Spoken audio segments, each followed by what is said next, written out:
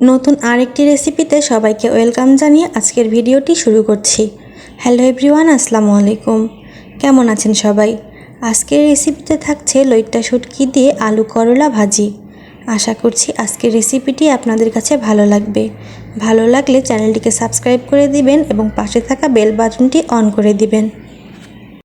ভাজিটি করার জন্য এখানে আমি এরকম করে আলুগুলো কেটে নিয়েছি চোচাসহ।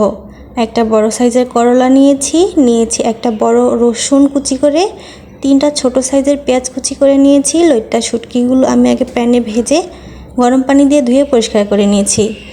এবারে আমি করলাগুলোতে একটু লবণ দিয়ে ভালো করে মেখে নিব, যেন করলা থেকে তিতাটা বের হয়ে যায়।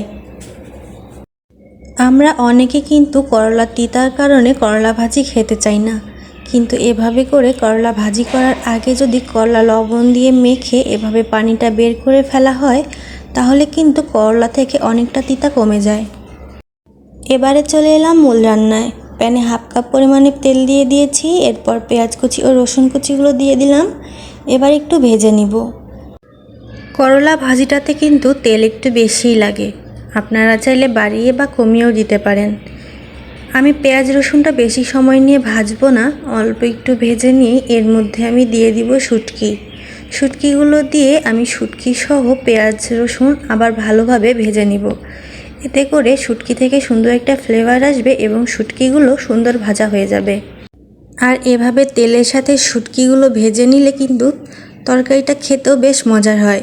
এবারে দিয়ে দিলাম করলাগুলো এবং কেটে রাখা আলুগুলো। এরপরে দিয়ে দিচ্ছি ফালি করে রাখা কাঁচামরিচ। আমি এখানে কাঁচামরিচের পরিমাণটা একটু বাড়িয়ে দিয়েছি, আপনারা কম বা বেশি করে নিতে পারেন। এরপরে সবগুলো একসাথে ভালো করে মিশিয়ে নিচ্ছি। ভালো করে এপাশ ওপাশ নেড়ে উল্টিয়ে দিয়ে এরপরে আমি এর মধ্যে দিয়ে দিচ্ছি স্বাদমতো লবণ।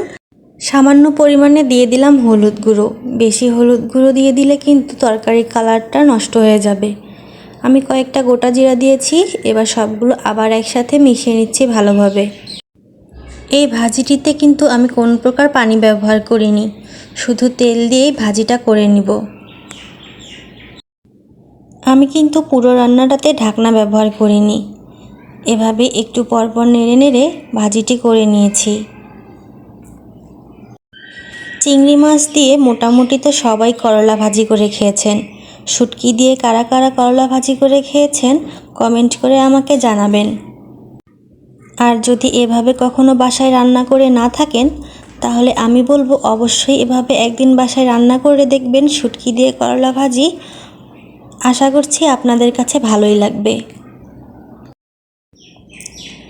বেশ কিছুক্ষণ এভাবে করে নেড়েচেড়ে রান্না করে নিলাম। করলা ভাজিটা হয়ে গেছে।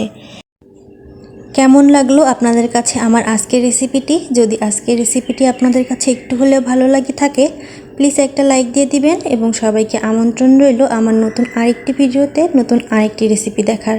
সে পর্যন্ত ভালো থাকবেন। আল্লাহ হাফেজ।